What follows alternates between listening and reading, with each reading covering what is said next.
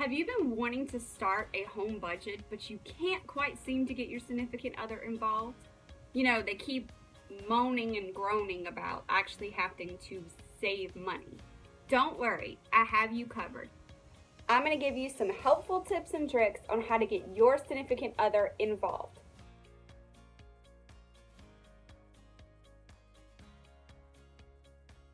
Hey everyone, welcome back to Living to Budget, where we share helpful tips and tricks on how to save your family money the easy way. My name is Cassie. For those of you who are new to my channel, welcome. Go ahead and hit that subscribe button down below. Don't miss out on when I post new videos every week. Okay, so I received a question the other day asking how to get their significant other involved. And it's actually a really good question and something that I've been asked before several times. You know, you want to start a home budget, but yet the people in your household just don't seem to want to do it. Side note here, for those of you who watched my last video, yes, this is exactly the same t-shirt, because sometimes when your kids are away, you just have to multitask and do several recordings in one take. Getting your significant other involved can seem to be a little bit tricky, especially if they've put their foot down and decided, no. Thankfully, there is a few ways that you can kind of get them excited about doing a budget without causing that much of a fight.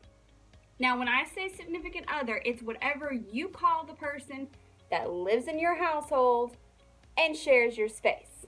This could be your husband, wife, boyfriend, girlfriend, roommate, sister, brother, whatever.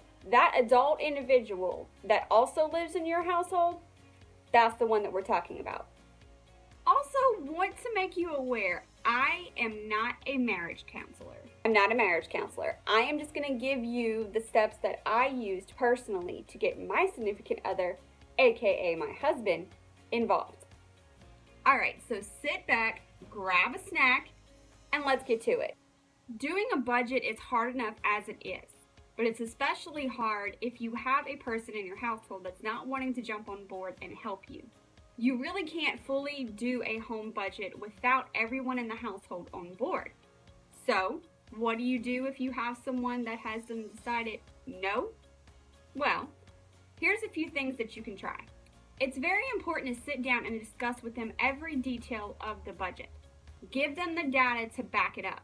If you say that you want to do a home budget, show them how it would actually be helpful to do that.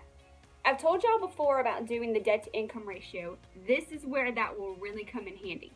If your significant other is saying, well, we don't have a problem with our spending, show them the facts.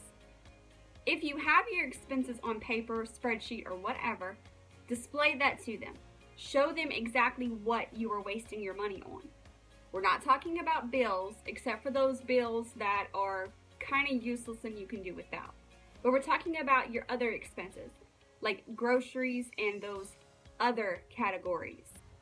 Kind of go at this like you're doing it for a sales pitch for a company. That's how you need to sell it to your significant other. One thing that I did was really sit down with my husband and explain to him where the money was going. You know, he used to ask me all the time, why don't we have enough money? Why don't we have enough money? Where is it all going? So when I finally sat down and I showed him the facts of where it was, that's when he had the eye opener. Now, I understand not everybody is going to do this. They just kind of go, oh well. You're going to have your downfalls, and it's going to be a lot of back and forth, but just stay positive about it. Key to really selling this to your significant other is to stay positive. As long as you're positive and excited about it, chances are they might be too.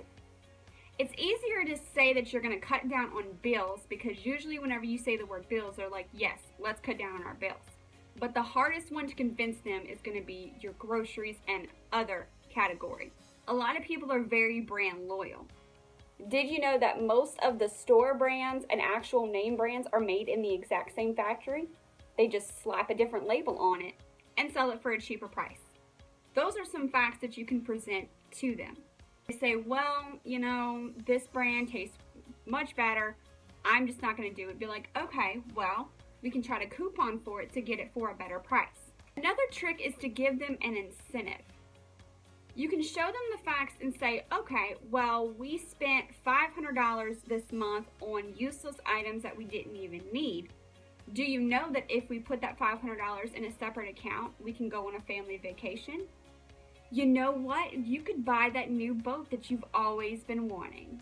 Or we can finally fix up the house and get some new decorations or even paint the walls. I'm not gonna say that it's like dealing with a child, but it sort of is.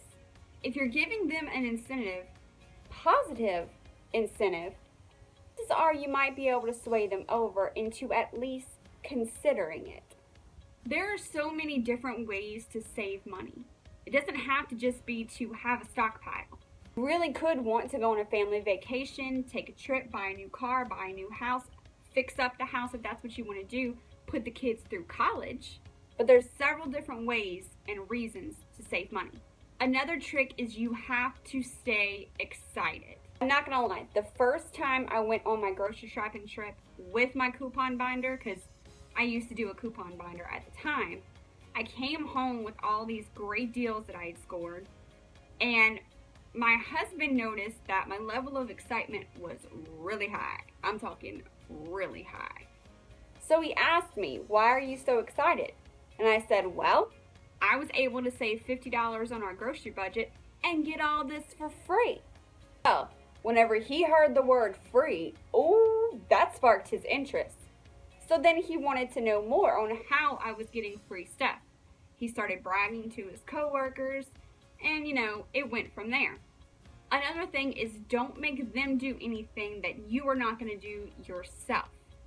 If you're going to say, okay, we need to leave our debit cards at home and have an adult allowance, you both need to do that, not just one person. Yes, naturally, if you can't get them on board, then you start with it first. They see how much money that you're saving from your allowance. Sparked interest. You don't want to be too pushy about the issue. I understand that whenever you're starting on a budget, you're really excited about it, you want to save money, you're trying to save as much as you can. You have to go slow. If they're not interested at first, give them a little bit of time, show them the facts again about how much money you were able to save back. Then they might get the hint of, hey, this budget thing could actually work. Some people aren't really going to want to do it until they see the facts. So keep that in mind. When all else fails, if you've done all of this and your significant other still doesn't want to get involved, well, I'm not going to tell you what to do with your significant other. I know what I would do, but I'm not going to tell you. It really is important to get everyone on board whenever you're considering a household budget. Is it successful without everyone involved? Yes. Let's make it harder and you're not able to save as much money. I hope you found this video helpful, and if you did, go ahead and give it a big thumbs up, and don't forget to hit that subscribe button down below. Coming up next, we're going to be talking about the big one. The one that I get questions about all the time. Yes, you've asked for it, I am going to bring it to you. That is your grocery budget. But let me prepare you before you even get excited about it. Start a grocery budget and do it efficiently does take practice, and it's going to be covered in several different videos. I don't want to do it all at one time and then you get really confused, so we're going to break it up. Just remember to take your time with your budget. Make it fun. Having a budget should not be boring. It shouldn't make you exhausted, though it sometimes can. Always remember that you can do this. It's just going to take a little bit of time and patience. And don't forget discipline. You really need that. I will catch all of y'all in my next video. Bye. And that's a wrap. It's time to go get the kids. Don't forget to hit that subscribe button. Wait, what side is the button? This side or this side? Uh-oh. Alright, let's hurry up and do this before I have to go pick up all the children and it's a crazy wild mess in my house.